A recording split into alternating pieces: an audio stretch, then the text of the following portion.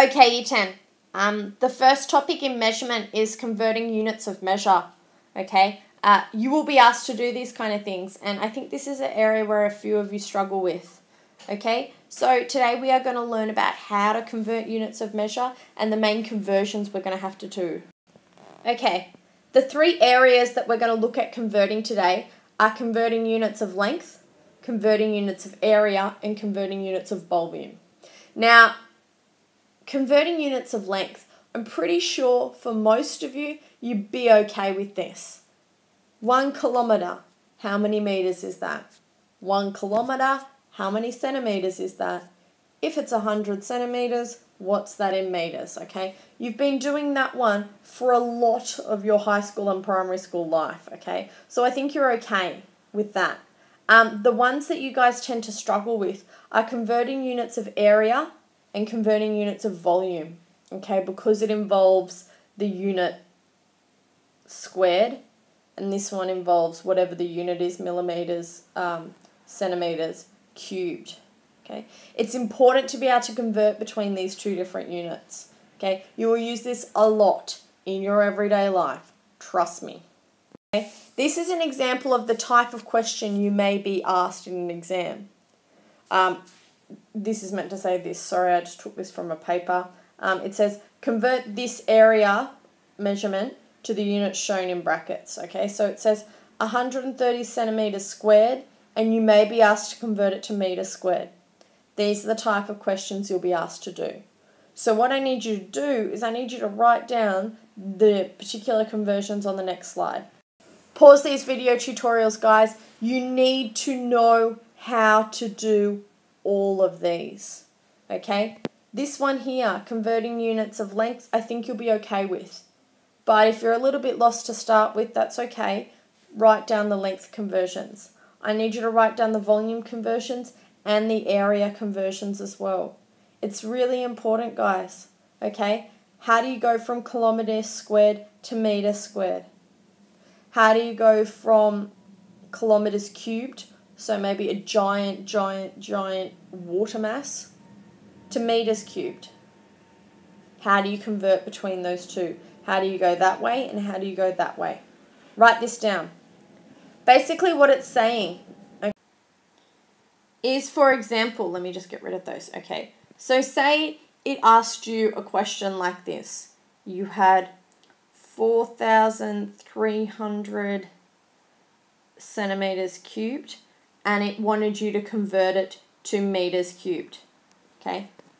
What you need to do, okay, is that you need to take 4,300, okay, and divide it by, now we're going from centimetres here to metres, okay? We need to divide it by 100 to the power of 3. Now, 100 to the power of 3 is actually 1,000,000. Okay, if you go 100 to the power of 3 in your calculator, you'll come out with 1,000,000. So 1, 2, 3, 1, 2, 3. It's 4,300 divided by 1,000,000. Okay, so you're basically moving the decimal spot 6 places to the left. 1, 2, 3, 4, 5, 6. Dot 0, 0. So the answer for this question here becomes 0.0043 metres cubed. That's what that's saying, okay? So when you convert from here to here, that's saying 100 to the power of 3. What does 100 to the power of 3 look like? 1,000,000, okay? Use your calculator to work that out, guys. Okay, what about an area question? What about an area question? What's the example? Okay, well, you could get 0.4 centimetres squared, convert that to millimetres squared. That's an example of a question. So we're going from centimetres to millimetres. Sorry, I won't use red, that's a crap choice. Centimetres to millimetres. We're going this way. We're timesing by 10 to the power of 2. Now, 10 to the power of 2, I know is 100, so I'm going to go this time 0.4 times 100. Okay, 0.4 times 100 becomes 40 millimeters squared. So you always have to multiply or divide by this number at the top. But your problem is, guys, you're not going to get this number at the top usually in a test. You're just going to need to know it. Okay, so they're the key conversions with area and volume. I think it'll be these two mainly that you need to work on. Okay, the last conversion that we need to look at is time. And again, like length and area and volume, that can be represented on a flow chart like this.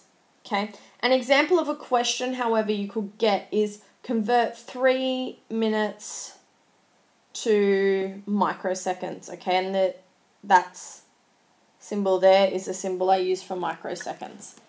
Okay, so it might have taken 3 minutes. 3 minutes for a chemical reaction to happen. But you need to understand, okay, that's a long time, but what's that in microseconds? How can we start breaking this down? So 3 minutes to microseconds, okay, we're going from, oh, wait, hold on. What time measurement is not on my flowchart? That would be minutes. Okay, so what can I do? Well, my first point on my flowchart is seconds. So why don't I just convert 3 minutes to seconds? 60 seconds in a minute, 3 minutes altogether, 180 seconds. Okay, awesome. I need to jump though from seconds, not just to milliseconds, but to microseconds. Okay, this is where it'll take you more than one step, sorry. So it's 180 times. Now I could write times 1,000 times 1,000, but that looks kind of juvenile. So I'm going to write it in another way.